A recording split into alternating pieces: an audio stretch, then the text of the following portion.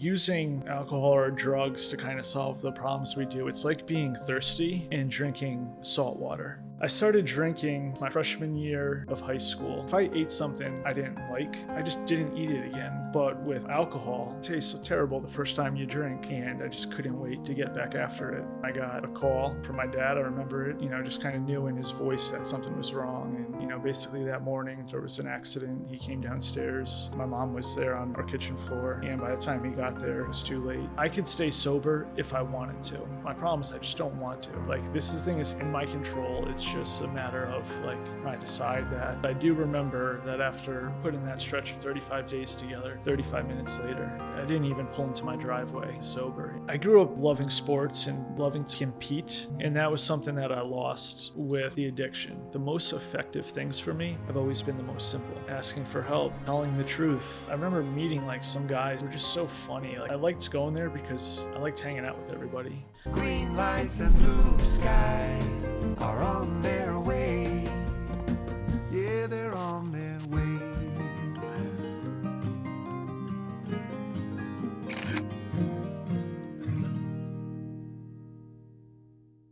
Welcome to Crosstalk Podcast, the #1 podcast in the entire universe. Thanks for tuning in. Please like, subscribe, follow, and let us know what you like, what you don't like, how you're feeling. If you have any questions, we'd love to hear from you. And today I'm here with Conor. Conor, thank you for coming. Yes, welcome. Welcome. Yo. So tell me, Conor, here on Crosstalk, we kind of do a share your story type of thing. Our aim and our goal with the podcast is to help other people and to have other people, see this and know there is hope and know that they can recover too. So, just get started from the beginning and tell us whatever you're comfortable with. You can get gritty, there's no rules. Yeah, no, awesome, amazing, thank you, and congrats on everything. Thanks. I think where it started is I just remember coming those days coming into early sobriety, really feeling like the least likely person in the world to ever have something favorable happen to. And so that's just that addictive mind, and seeing where things have transpired and where they're at now, and just realizing that where it all started for me was, in kind of rooms like this, talking to people like you, which I think is the most amazing thing about recovery. Yeah. It's just where with addiction, I had so much shame around so many things, just even things as little as the thoughts that would go on in my head, and just feeling so secluded in the world and having nobody to talk to. In reality, there were a million people to talk to, but I wasn't, willing to share that side of myself. And then you meet people that are just like you, who have the courage to talk about some things, and it becomes contagious. It becomes very attractive. And so that probably will always be one of my favorite things, just about being in this journey and, just that ride that we're all on. So I grew up in, Connecticut. I had incredible parents. If I was to tell you 2 quick stories about my parents, I really got extremely fortunate being raised by 2 people like them. My dad's first career, he was a cop up until, his late 30s. Mm-hmm. And there was a few years ago, he was in a restaurant, and there was this guy he ran into who came right up to him and was like, Mike, Michael. And my dad looked at him and he was like, Chucky. And Chucky was a drug dealer, in the city that my dad was a cop in. There was, in the inner city, it was definitely rough. There was a rough area, and there was a lot of crime, a lot of drug dealers. Chucky was a drug dealer. And so probably 30 years later, he comes up to my dad, hug. They ended up going out to lunch later that day. Oh, I love that. Same thing with my mom. My mom was an elementary school teacher for most of her career. Mm-hmm. And she passed away in 2011. I'm sorry. And just after her passing, like the kids that would reach out to us saying like, I became a teacher because of your mom. So I always am extremely proud to be raised by two parents like that, just to see the impact that a cop would have on a drug dealer, Right. or a teacher to have on a 7-year-old. It's things that just always make me very proud. So I grew up, in a very loving family. I got very lucky with the parents I had. I have a younger brother. We had a yellow lab. It was kind of just a picture perfect childhood. I loved playing sports. I wasn't so much for school, but Right. sports I loved. I started drinking. I remember it was my freshman year of high school, and it was just one of those times where my friend's parents went out of town, and so we raided the liquor cabinet, and we didn't know what we were doing. We took a little bit of the rum, a little bit of tequila, a little bit of vodka, a little bit of SoCo, everything, mixed it together, and just got, blackout drunk. And I remember it was it was in the winter, and he had a pond in his front yard, so we were playing pond hockey and skating around, and got way too drunk, like fell on my head, puking. So by most measures, it was like, not a great night, but I Right. woke up, the next morning and just couldn't wait to do it again. It's amazing. It seems like all like I've been hearing a lot of that saying like I was puking like crazy and I just couldn't wait to do it again, or I got up and I did it again, and it's like we're like that. I did the same thing. I had like the same type of experience. I got so sick the first time I drank, and like you would think I'd be like, yeah, maybe that's not for me, but instead I was like, when can I do it again? Yeah. I know. I always found that interesting too, because like, if I ate something I didn't like, I just didn't eat it again. Yeah. But with, alcohol, it tastes terrible the first time you drink. And I just couldn't wait to get back after it. And so that's what happened. Next weekend, exact same thing. At this point, like, I had a lot of friends that were older than me, so the progression, into other things and other substances evolved like fairly quickly. What did that look like if you want to share Yeah, with I us? mean, no, at first it was just booze, and then it was like weed, and then, it was a lot of pills and a lot of drugs, Right. probably within like a 12-month span, just going from like first time drinking to doing a lot, hard drugs, I guess we would say. Yeah. And, I remember the first time that happened. The first time, I guess Oxycontin was one of the things that really brought me to my knees. And the first time doing that. Oh, you mean that non-addictive drug that was released? Yes, exactly. It was like the first time in my whole life where I just felt peace. That's what it was. It was peace. Did you have an injury? Did any of that play a role? Because since you were doing sports, like a lot of people will take opiates because they were injured, but you just tried it like kind of with friends. Yeah, no, I lived in one of those towns. I guess it was in like the mid 2000s where we just got ravaged by that. Right. We by those things. we had that too where I lived. I was close to Connecticut in North Jersey, and like so close to Connecticut, but similarly that suburban town was like just opiates were rampant. Mm-hmm. Yeah, so it was just that's how things sort of transpired, and just like experiencing that and the freedom that came from substances. It was like the first time in my life that my mind just went quiet. It's like you drink or do a drug, and then it was like just I could finally breathe. I could finally operate in this world without just being at peace. And so when you find something that has that effect on you, I just remember thinking to myself, like, you're crazy if you think I'm going back to the person I was 5 minutes ago. Right. And so it quickly became, like I just felt like I was 10 times better of a human being when I was under the influence. And so it's like you're going to school, high or drunk, You're going to sports practice, high or drunk, you're going to social gatherings, everything. I was better at everything. And that's just sort of, the cunning thing about addiction is that in one essence, like it gave me life. I was able to do things that I felt like I couldn't do otherwise.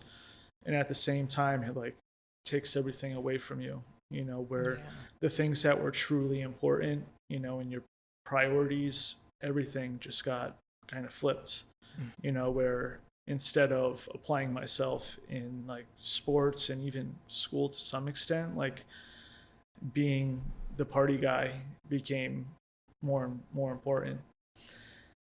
So that's kind of how, high school went for me. All my friends were doing the same thing I was, we were just partying and getting by and doing everything. College was absolutely no different. I went to the perfect school for people who like to, party and drink like I did. And so I found my people. Where was it? It was a school in southern New Hampshire, Okay. Keene State College. There's probably not much else to do there. No offense, New Hampshire. No, I mean, it was like a gorgeous area. Oh, I've heard. It's beautiful. College town for sure. And just the college, it was That's it. it was good for me Yeah. at that time. Yeah. I loved it there, and still have some amazing friends there, just awesome people. But the culture there definitely, let's just say I met my people is what I could tell you about that place. Right. Yeah. So, I guess if we kind of keep going forward with how things transpired. So in college, you continued with opiates.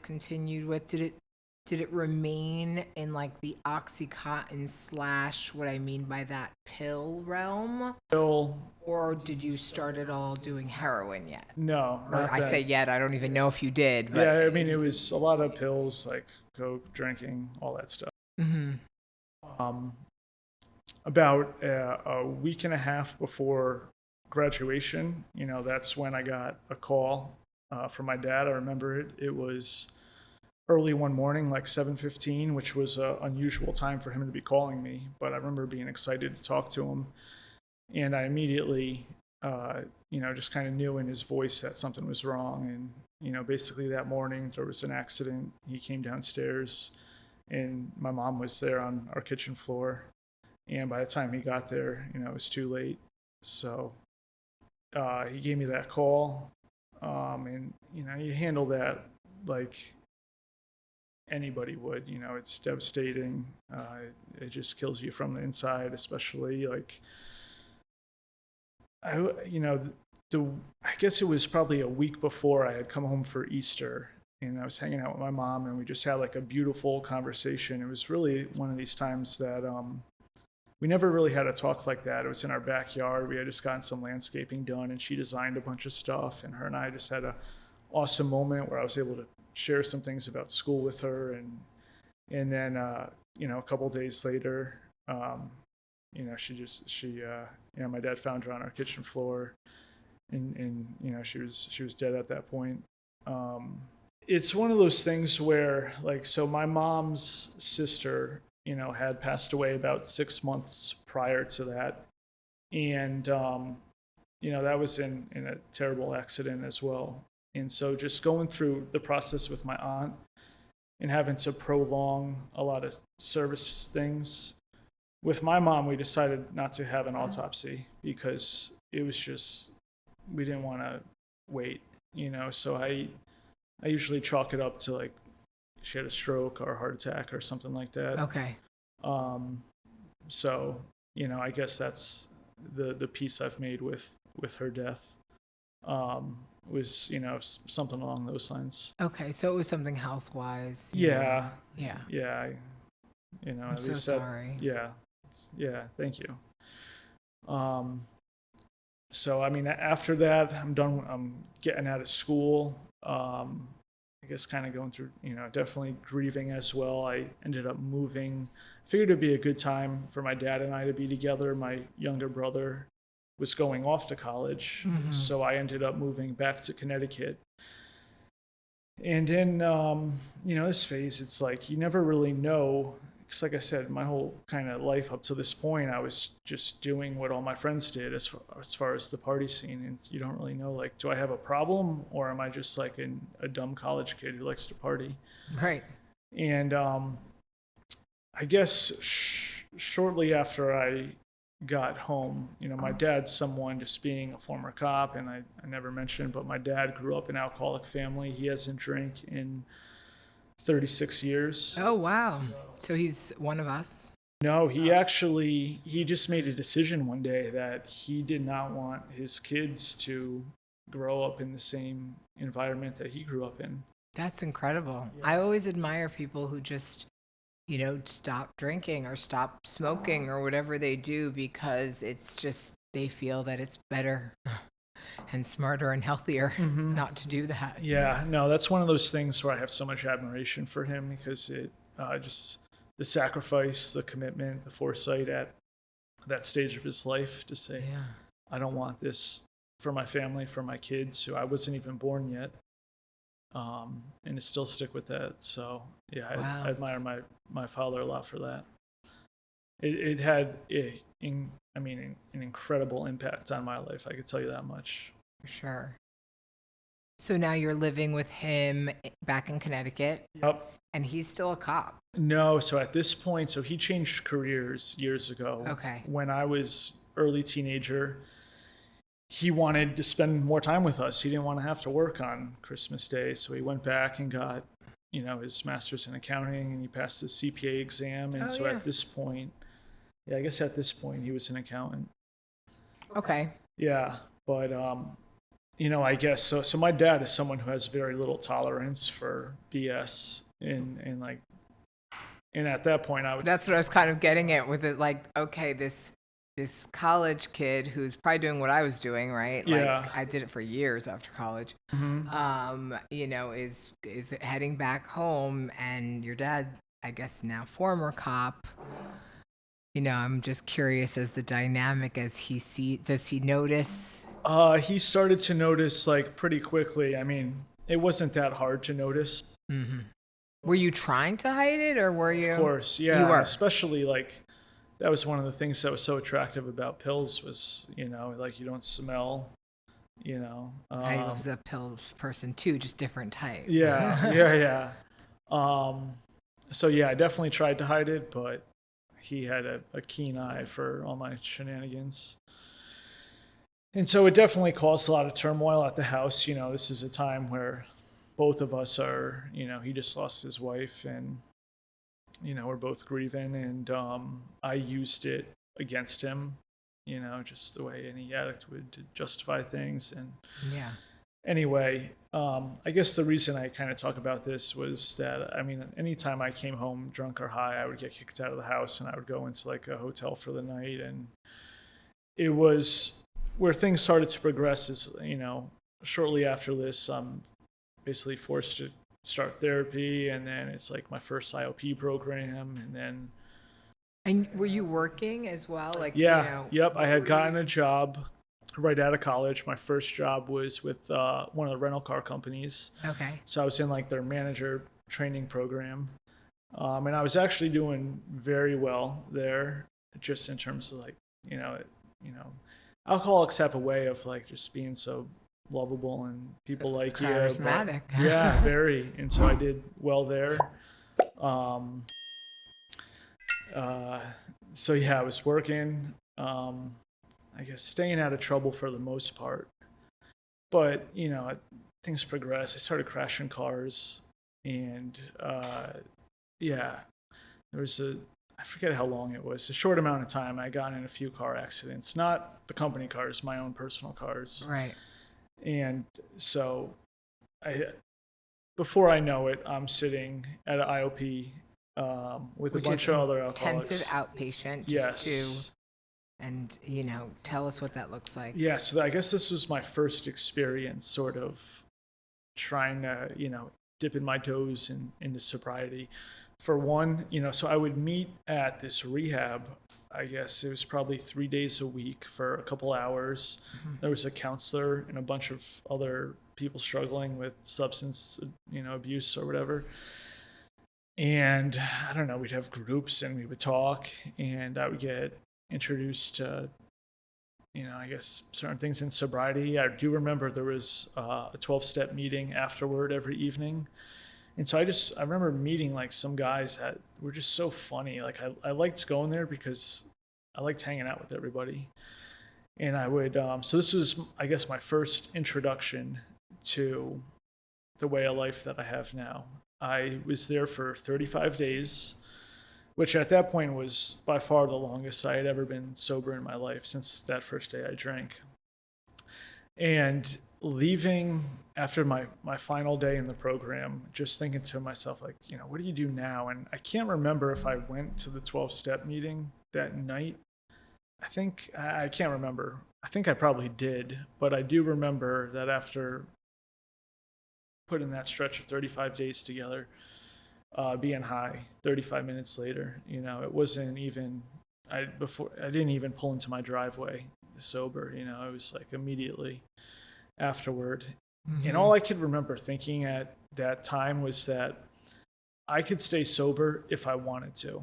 My problem is I just don't want to. Like, this thing is in my control. It's just a matter of like, when I decide that I want this for myself, I'll just make that decision and it will be that easy. I thought similarly. Yeah, it's one of those just funny. But I never tried to be I never was sober for 35 days. And when I was suggested to maybe do a program, because I got in some trouble, and they were like, you should enroll in a program. I go, absolutely not. Unless I'm guilty, I'm not going into a program, That's wonderful. Yeah. But I thought that if I wanted to stop, I could. I didn't want to. Yeah. Yeah, I remember it very vividly. So long story short, I don't know. I went right off to the races again. I ended up back in that same program, like probably 2 or 3 months later. Same exact thing happened. Didn't even make it 30 days the second time. And so I did, the only logical thing you could think about was that I moved from Connecticut to Austin, Texas. I moved there with one of my best friends. We got, I guess at this point I was probably 23 or 24 years old. Mm-hmm. And part of us just wanted to live someplace cool, and it was just perfect timing on my end, I thought, because if I would just get out of Connecticut, I'd have a better chance of staying sober. Oh, right. And I guess it turns out that wherever you go, there you are. I know that story. Yeah.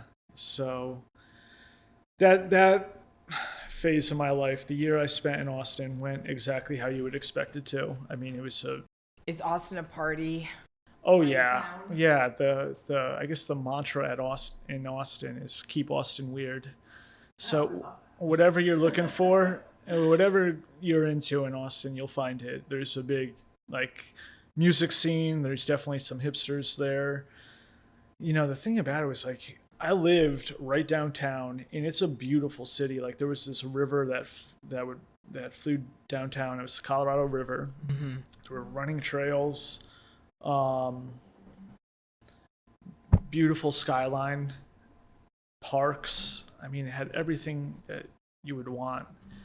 And I was living there with my cousin who had just gotten out of the Army, and he got out of the Army as a lieutenant. And so if you could picture someone who's just an active addiction, active alcoholic, and an Army lieutenant living in the same roof, that was the dynamic. Did he have any PTSD, or was there anything on his end? So he was just a normal guy. I mean, not saying that they're not normal guys. Don't take that out of context. Yeah, there's nothing normal about him. He's very eccentric, but right. I guess the reason I say that, because every time I walked into that apartment, it was like getting a look at what you could be. Because that's hard. Yeah, because he would just go out and, at this point, it's like I said, deep down, I had aspirations of, just I had ambitious goals and aspirations of wanting something more for my life than what it was, but also not being completely willing to do what I had to do to get there, or still thinking that alcohol and drugs will help me get there. And so, my cousin Carl, like he would just go out on the running trail all the time and run like 8 miles for fun. And for me, it was like, God. like I remember, it was like I couldn't even go to my gym in our building and work out for 20 minutes. Just because you go in there and your mind starts racing and you think everyone's judging you and talking about you. And Oh, I used to feel that way all yeah, the time. yeah. Like Now I feel like everyone's just worried about themselves. exactly. I've yeah. realized as I've gotten older, but I remember in my early 20s, I thought everyone is looking at me, everyone's talking about me, laughing at me. What do they say? Yeah. Oh my God. It My was- thoughts. Yeah, exactly. It was just the insanity of it. There were a bunch of really cool guys I met there, and there were two dudes that I really admired who were just like young entrepreneurs. They were getting after it.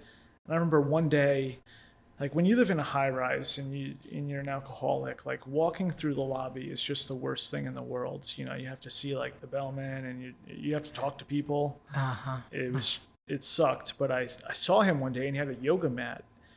And I was like, oh man, you do yoga? And he was like, yeah, dude, it's great. And I had never done it. I had wanted to, try it sometime. And he was like, yeah, dude, it's easy. You just kind of like, you put it on your schedule. And then when that time comes around, you just go. And my mind was like, I was like, you can do that? That works for you? I feel like I just learned that last year. Yeah, I know. Yeah, it's a good reminder for some areas where it's like, yeah, Connor, you said you're going to do this. Put it on your schedule. Yeah. I put everything on my schedule now because if it's not, forget it. Yeah. It just reminded me of just the isolation that addiction brings, just like the simplest things I couldn't do. And yeah, just kind of how small life gets so quickly. Yeah. This was in my, I guess I'm 24 at this point. And like a couple of years ago, I thought I was like the coolest guy in the world. And now I'm like, I can't even walk outside my apartment room, without just like being, I don't know, terrified. So, It's like alcohol and drugs, at least for me, I was like, oh, I do it because I'm anxious, or I do it because of this. But when I got sober and I was off everything, I kind of learned that was what was making me anxious. That was what was making me, all of those excuses I had, like that's what was causing all of the reasons why I thought I needed that stuff. yeah. 100%. It's like the way I've always kind of looked at it is that, using alcohol or drugs to kind of solve the problems we do, it's like being thirsty and drinking salt water. It quenches your thirst like for a little bit, and then it just leaves you more dehydrated than you were before you took the drink. Right. And so, you can only do that for so long before, issues start piling up and you're forced to make some difficult decisions. Right. So how are you looking health-wise? Like now you're very like you obviously work out, you do all this stuff. Like were you, thin? Were you pale? Like oh yeah. There was nothing attractive about the way I looked then. I would go through phases where like I would definitely gain weight, and then I think other phases where I would be like a skeleton. Definitely very pale. Yeah. And yeah, and it's funny because sometimes I look back at photos, I'm like, geez, Connor, you looked awful. But I remember myself in that moment thinking that like I looked pretty good. I remember that too. Oh my God. And people, I have a couple, they made me delete a lot of pictures in active addiction when I was in treatment, which they're like, when you were leaving, they were like, you should delete these.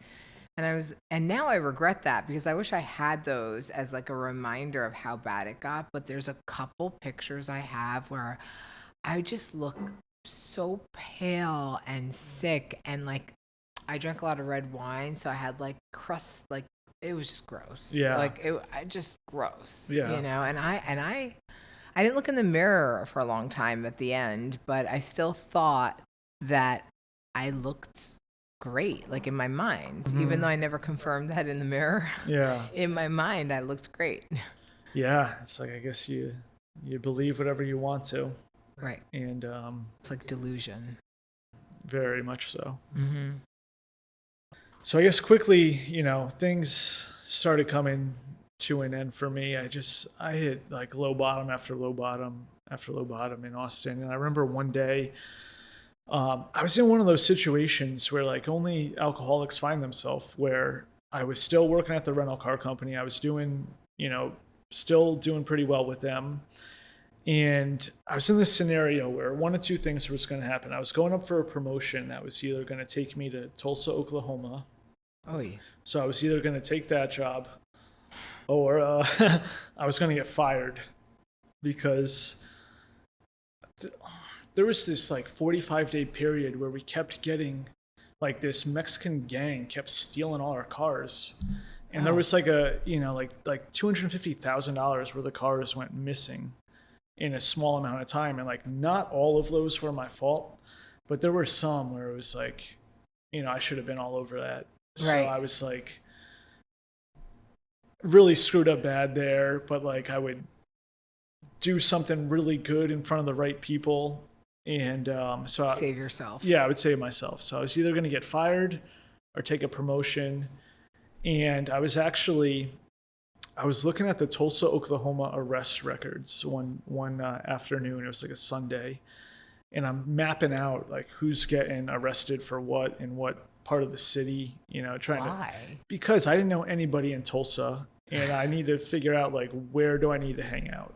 To get your stuff. Yes. Got it. At this Yeah. point, are you still doing pills or? Yeah, I was drinking heavy, a lot of pills. And you're not getting them from a doctor, you're getting them from the streets. Correct. Right. Yeah. Yes. Because you just can't get pain pills like from a doctor that Yeah. easily. You need to have some sort of. Yeah, this was like 2014 into early 2015.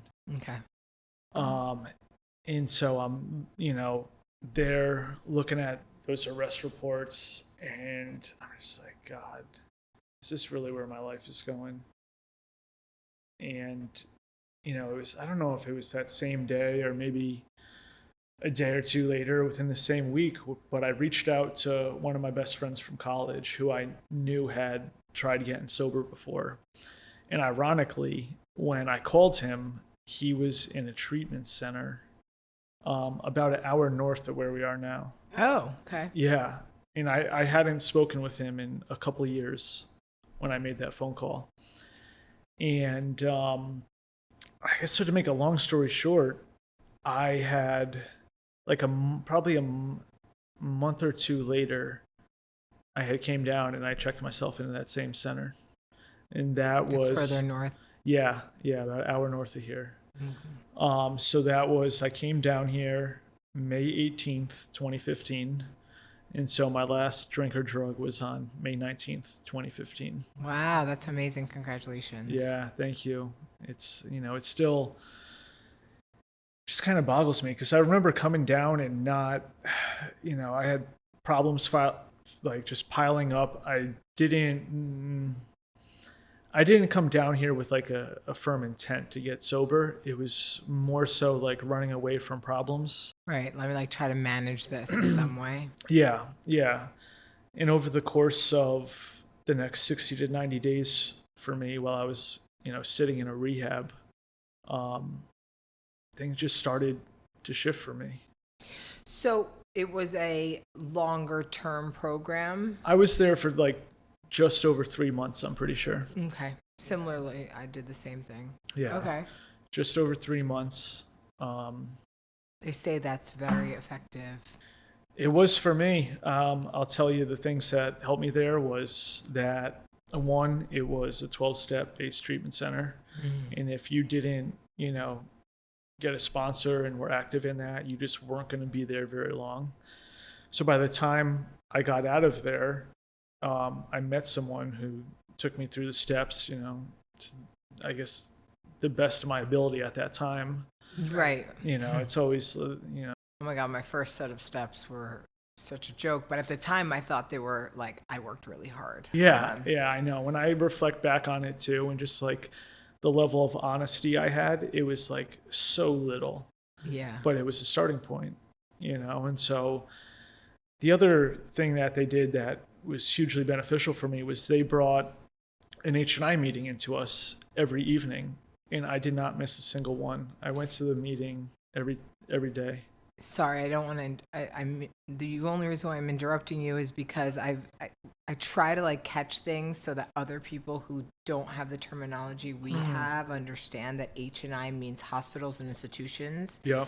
And it's where people who are in some sort of 12-step program are bringing in a meeting into that institution or hospital or jail or whatever. So Yeah. someone's bringing in this meeting to you at your rehab.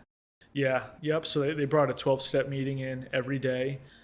The only time Oh, I wow, ever every day. Yeah, every day, and I only missed one meeting, and it was because I was doing my my fifth step with my sponsor at the time.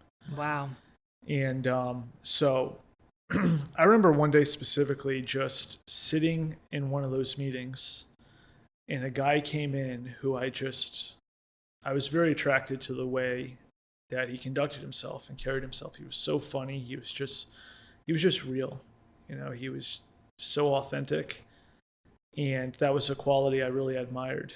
And so slowly but surely, I would just meet guys like that and have those experiences where I'm like, wow, like the way this guy is living his life is becoming more and more attractive to me. And so I started to do some of the things that they did.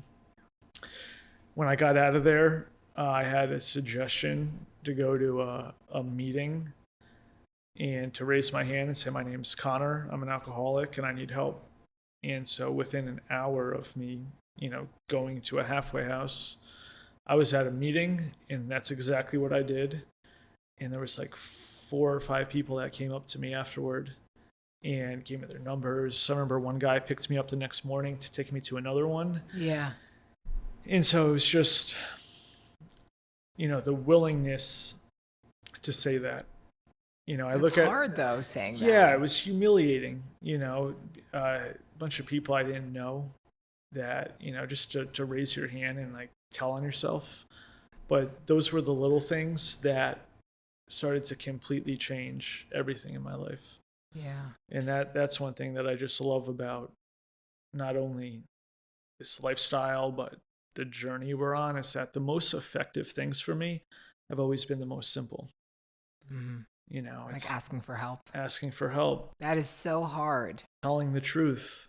Ooh. That's what I love about the steps, is that, like not even, the most brilliant minds in the world really know how to like handle addiction, but you put a bunch of people together in a room and, just so for me, the most effective tools have always been ones that are very simple.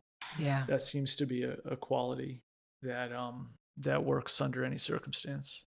Well, they say like keep it simple. It's an expression they use a lot in the 12-step fellowship that you and I are a part of, which I tend to like to complicate things, and I'm like, what do you mean keep it simple? Now I know what that means more so, but I notice even in things I do in, like, my boss will be like, will you make a different type of proposal for me that I can share with this type of company and do it this way or this way? And I'll like send her like a 20-page thing, and she's like, I want it to be like 1 page. Like, what did you do just now? Like just write their names, our names, a synopsis of what we're doing. And I was like, oh, that's it, and I tend to like to complicate things, but keeping it simple is always the answer. Yeah.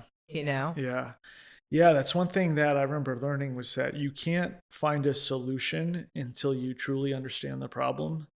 And I was just like a master at not understanding like the root cause of a problem. Right. So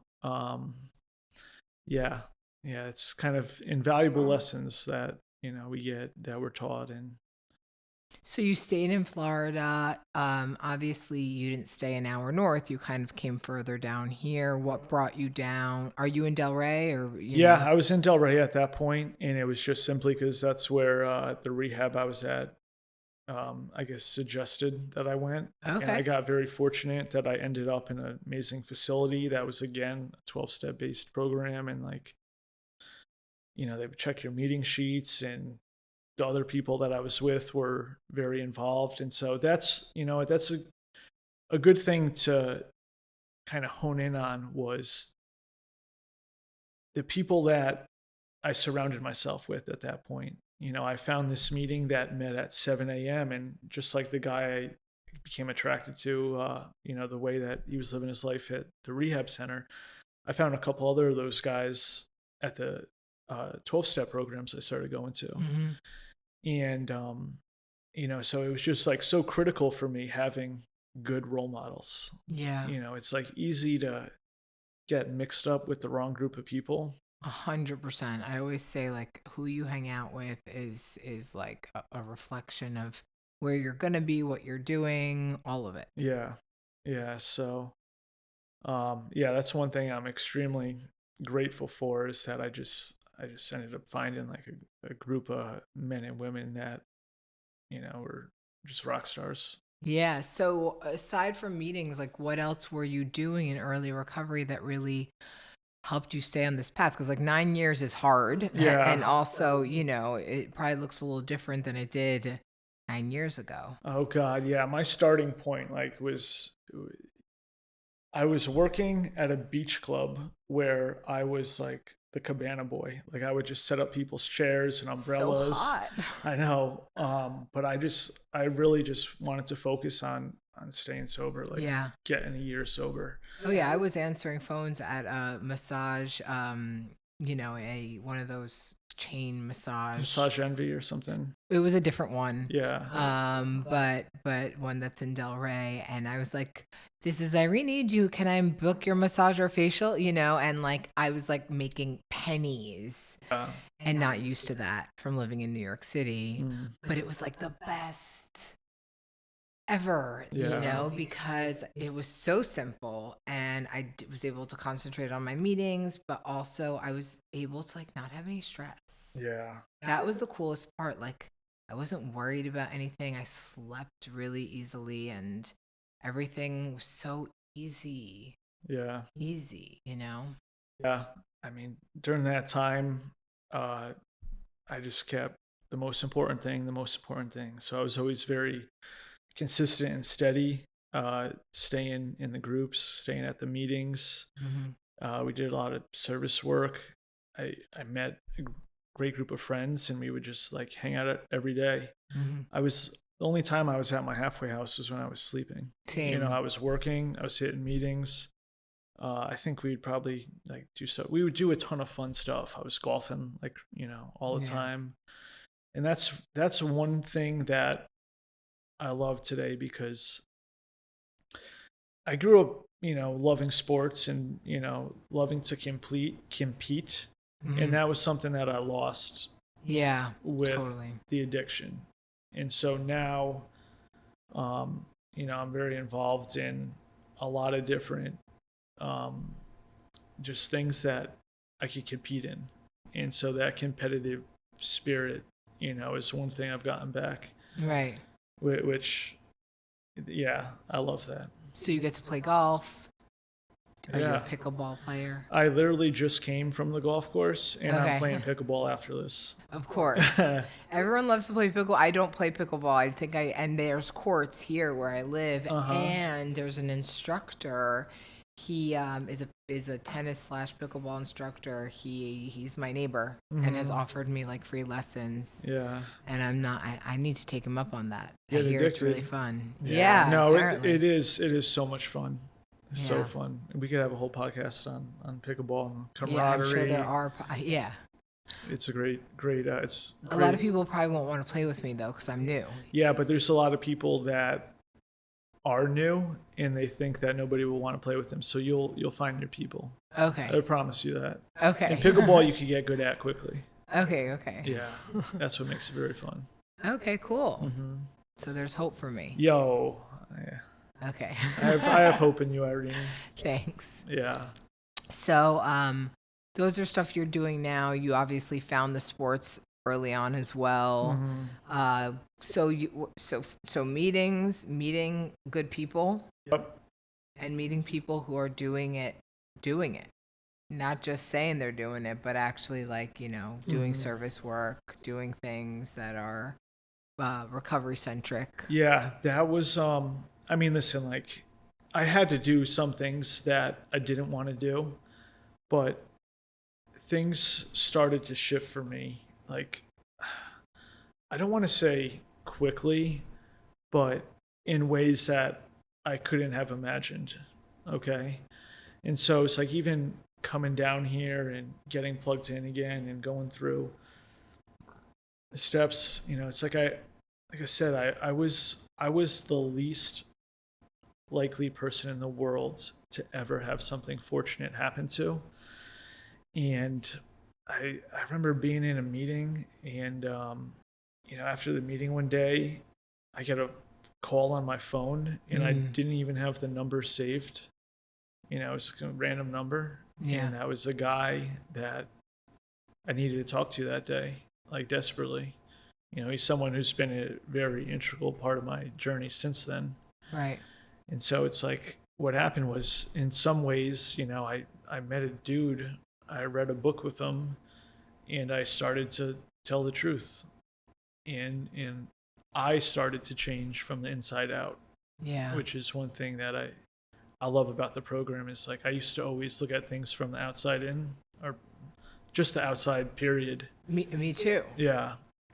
And no, just going through the process again, sober and going through the steps, it taught me what it was that I actually suffered from. And that it's an inside job. Yeah. I love saying it. Yeah. Because it is an inside job. I mean, even I was telling someone right before you came, like I've struggled with weight, before I got into recovery. And then when I got sober, like I was always thin. I was always big growing up. And then I had weight loss surgery. I got thin. And then I gained all this weight when I got sober, which is like a common thread for a lot of people. Yeah, no, it happened to me too. And I was so uncomfortable in my body. And I was like, who is this person? I don't know what to wear. I don't know anything. Like I was like really, and it was hard. And it was hard to get a hold of because I was like, I just thought it mattered so much. Right. But, realizing later that the minute I started working on my insides and I started loving myself more, feeling worthy, feeling valuable, and working on all the bad messaging I was giving myself. And the minute I accepted, okay, this is your new weight. And, when you're ready to do something about it, you will. That's when I started losing weight. And it was like, oh my God, I had to do all that work first. It wasn't just go on a diet. Yeah. It was like I had to do all this internal work. Yeah, I think that's one of the most brilliant things you said, and kudos to you. Just learning how to approach problems. Like, I've gone through phases of that, like too, where it's like if only I could be more. Like I've tried to solve so many things on sheer willpower, and for me, that I never succeeded. Like not one time. Right. Exactly. But you learn to approach things, like you said, from more of like a spiritual component too. Exactly. Like what needs to change within myself or my beliefs and things like that. 100%. It's that's exactly it. And the spirituality piece, like, did that grow for you? Was it something that you had before you got sober? I would say what I learned getting sober and just through some of the spiritual, texts that we read and learn from, it gave context to everything I thought I knew previously. Like, I went to a Catholic high school, and so there were, like I told you before, I was not a great student, but I never understood a lot of things that happened there. Like, and it gave a lot of context and insight to what those teachings and some of those values were. Yeah. So my life kind of grew immensely. I was like, would you say that you're religious or just spiritual? Yeah, I kind of look at spirituality as the father of all religions. Yeah, I agree. I mean, I think most religions are all saying the same thing in different words, and they 100%. just kind of talk to people in a voice they could understand. Get caught up in the dogma. Yeah. I mean, so obviously there can be, I don't know, some teaching that get out of context. Yeah, 100%. But as far as I'm concerned, every kind of great spiritual teacher or religious leader has talked about love and forgiveness and freedom now, healing of people. And so like with alcoholics and alcoholism, what was I healing? It was my messed up mind. Right. And so that's where I see all of those teachings come together, is that they just kind of come from a place to let you know that there's much more to you than you realize. And that spirit that is in one is in all. Yeah, I love that. I love that. We all have that potential for greatness inside of us, which for me is, I don't know, one of the greatest things about my journey is just like I came from this place thinking that I only knew how to compare myself on like a physical or intellectual level with people, where I always just felt like something was wrong with me because I wasn't like a natural genius, or I wasn't like a whatever, didn't have some crazy ability. And no, we learned that that's just the scratching the surface of who you really are. Right, absolutely. There's more to you than you realize. So would you say now in recovery you do, I'm a big advocate of meditation. I remember when I was in halfway house, I would like literally try to close my eyes and stay quiet for like a minute. And I'd have to time it, and that minute would feel like the longest minute. Yeah. And now I can meditate for quite a while, and it's pretty incredible. And I look at it as like my medicine. I'm not as angry as I used to be, but like I remember at 3 or 4 years sober, I really struggled with like anger and losing my temper and things like that. Yeah. And now you barely hear me raise my voice or get angry at someone or any of that. And I think I can attest it to, a lot of change and growth, but also a lot of meditation and learning to kind of like bring my blood level to a much calmer place so that I don't reach, red type of thing. Yeah, I've either like meditation or contemplation or practice. I probably practice more contemplation, which is just kind of just being more, awareness of what's going on in your head. Am I just like I not think that's reacting? a form of meditation. Yeah. I think people think meditation is sitting in a position and I lay down. Sometimes I'm thinking, sometimes I'm visualizing, sometimes I'm walking, and I do walking meditation. Perfect. Yeah. It doesn't always have to be sitting down. It's something you could carry with you throughout the day. So yeah, I would say I definitely try to practice, just checking in with myself and what's going on, and just learn to watch my mind a little bit more and not react so much. Yeah. Yeah. So, would you say there's something that you're doing drastically different right now at 9 years that maybe 5 years ago you weren't doing, or in early sobriety? Like, is there anything you could recommend to people? Yeah, so in some ways I'm doing a lot of things different. In some ways, no, I'm not. Like, I'm still a member of the same group that I'm very involved with, and I'm there every day. Once in a while I see you. Yeah. That once in a while that I wake up super early. Yep. Because I like to sleep. Yeah. One of the gifts is like I was never a morning person in my life. Wow, really? I was never a morning person. And now, like, I wake up at like 4 a.m. most days. What do you do from 4 a.m. to sunrise? So, super cool. I have a badass group of guys that mostly all of them are sober, and we work out from like 5 to 6.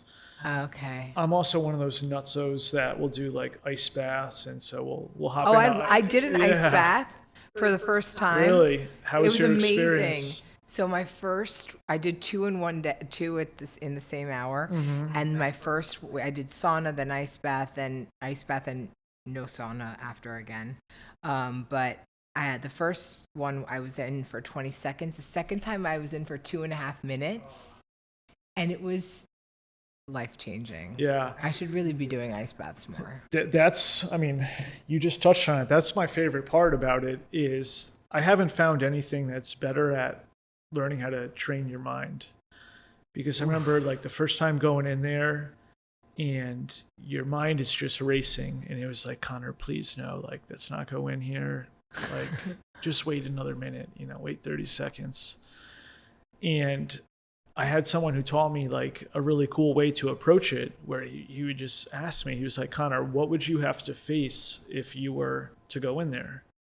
And my natural response is I'd have to face the cold. And he was just like, well, realize how that's just like a word. You can't actually experience cold. That's a label, So what would I have to face? I'd have to face numbness, my fingers and toes. That's where yep.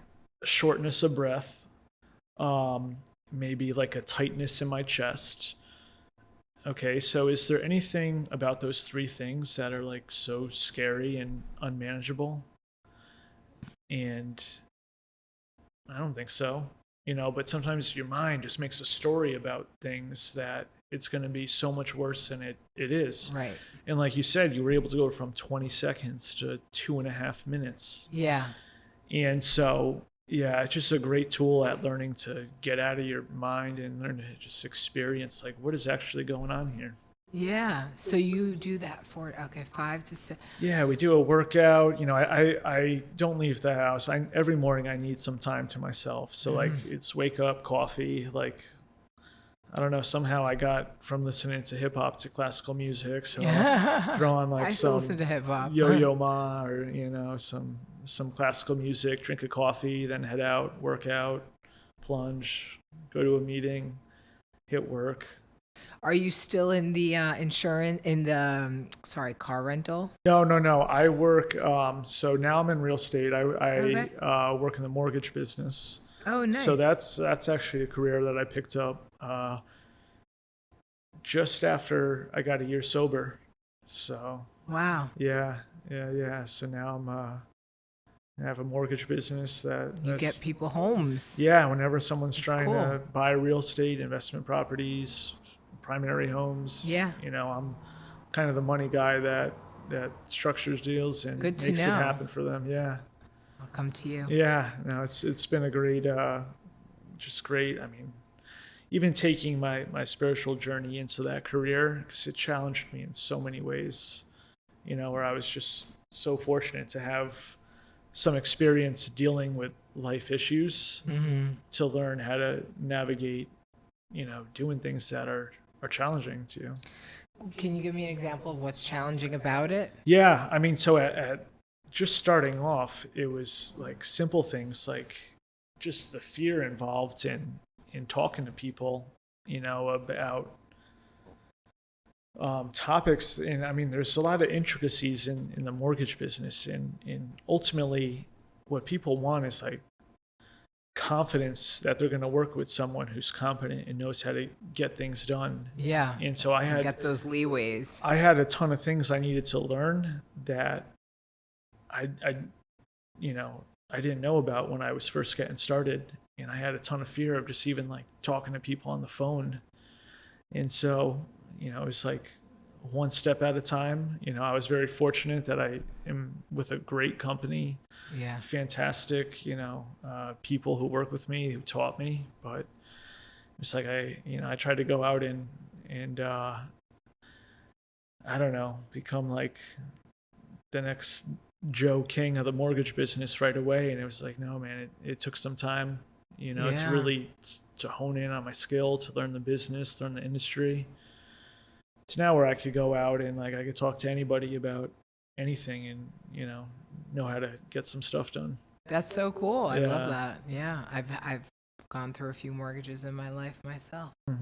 So I know that it can be challenging from my perspective, which is Yeah. get me that good consumer. deal, get me that good rate. You Yeah. know, how good of a rate can you do? Yeah, of course, of that, thing. and then all the stress that comes involved Into from underwriting. yeah, and so how ultimately people, yeah, they just want to work with people who are competent and that they have a lot of confidence in, is looking Yeah. out for their best interest and could help them navigate all the just emotional friggin' roller coasters that are sometimes involved in a real estate transaction. For sure. Oh my God. I Yeah. used to do real estate in New York, and I'm very aware of those emotional, Yeah.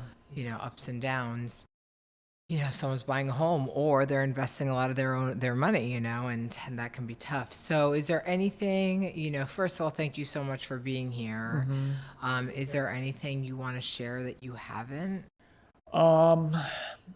Yeah, I want to share that, I grew up always being somewhat of a seeker. And after in my recovery journey, it's where I started to find all the answers to all the questions that I had. Okay. So I got here not entirely expecting to be sober and how that would look like. And quickly things started to evolve for me in just a way that I never expected. Right. Like truly never expected. So yeah, the journey for me, I found the answers to all the questions that I was looking for. And so that's what makes life, beyond exciting, fulfilling, because now life's much more about the fulfillment of my inner potential than just kind of like the shallow goals that I had previously. And so, I have so much energy throughout the day, like just endless amounts of energy. And it's just because, I don't know, in a lot of ways, I'm just driven by things that bring me so much more fulfillment than anything I used to have. Right. That's Yeah. great. So, yeah, that's what I would say is that I didn't get what I signed up for. I got something that was incredibly more valuable and impactful. That's awesome. I love that. Mm-hmm.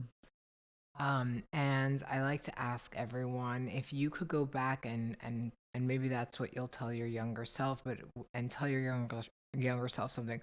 What age can you imagine when you think of that, and then what would you say to your younger self? Yeah, well, an 8-year-old Connor is what came to mind, and I would tell him to start trusting his own inner wisdom. I think with addiction, at various times, I started to do stuff that I knew went against what I wanted for myself. I started to do things that went against the grain. And the recovery journey is kind of like rekindling that relationship. And so that's what I would tell him, is to start trusting Connor and not, the shiny objects, the shiny ideas that you see out in the world, because things aren't always as they appear. Absolutely. Oh my God, you couldn't have said it better. Yeah.